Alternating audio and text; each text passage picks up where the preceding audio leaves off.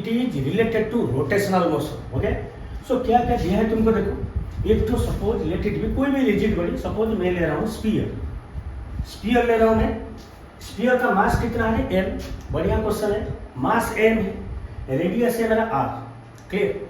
अगर देखो pure rotational motion होता, प्योर रोटेशनल मोशन होता, सिर्फ मेरा एंगुलर वेलोसिटी कंसीडर होता है, समझ में आया।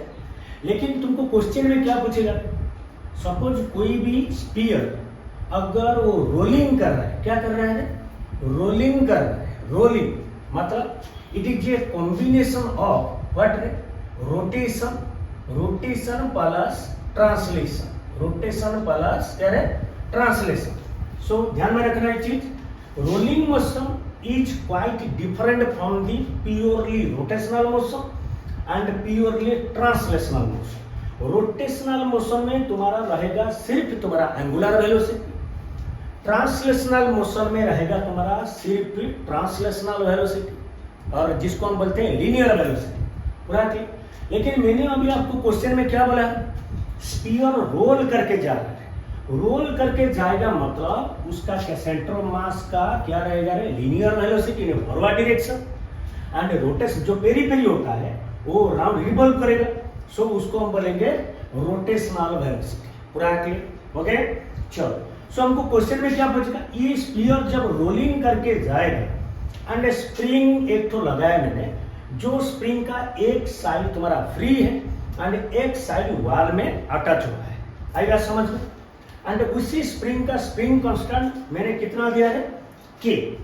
तुमको पूछेगा कि स्पीयर जब रोलिंग करके जाके स्प्रिंग को कंप्रेस करेगा, सो मैक्सिमम कितना कंप्रेशन होगा स्प्रिंग में, मैक्सिमम कितना कंप्रेशन होगा स्प्रिंग में, मुझे तो मालूम नहीं, लेट इट बी कितना ले लिया मैंने, x, आएगा समझ में। लेकिन मुझे एक चीज मालूम है बेटा, अगर कोई स्प्रिंग जिसका स्प्रिंग कांस्टेंट k है, अगर मैं उसको x पार्ट कंप्रेस कर दिया, नहीं तो x पार्ट मैंने एक्सटेंड कर दिया, ध्यान में रखना, कोई भी स्प्रिंग जब कंप्रेस होता है और एक्सटेंड होता है, उनमें से दोनों में से एक तो तुम्हारा स्प्रिंग में क्या होगा रे, एक तो पोटेंशियल एनर्जी स्टोर होगा जिसका वैल्यू कितना है, हाफ के एक्स स्क्वायर, आएगा समझ में।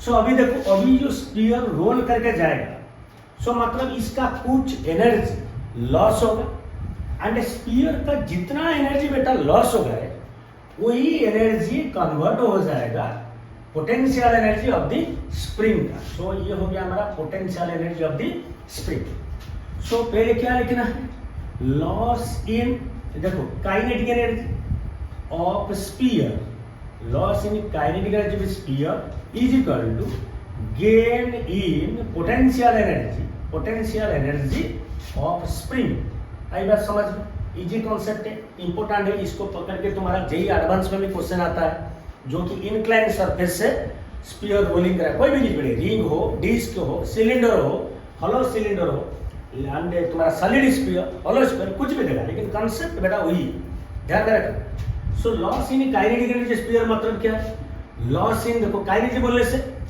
इसको बोलते हैं हम translational kinetic energy, and omega के लिए हम क्या लेंगे, रोटेशनल, रोटेशनल काइनेटिक एनर्जी, पूरा क्लियर। हम जानते हैं रोटेशन में देखो जो लॉस इन तुम्हारा होगा काइनेटिक, रोटेशनल काइनेटिक कितना होगा, हाफ आई ओमेगा स्क्वायर।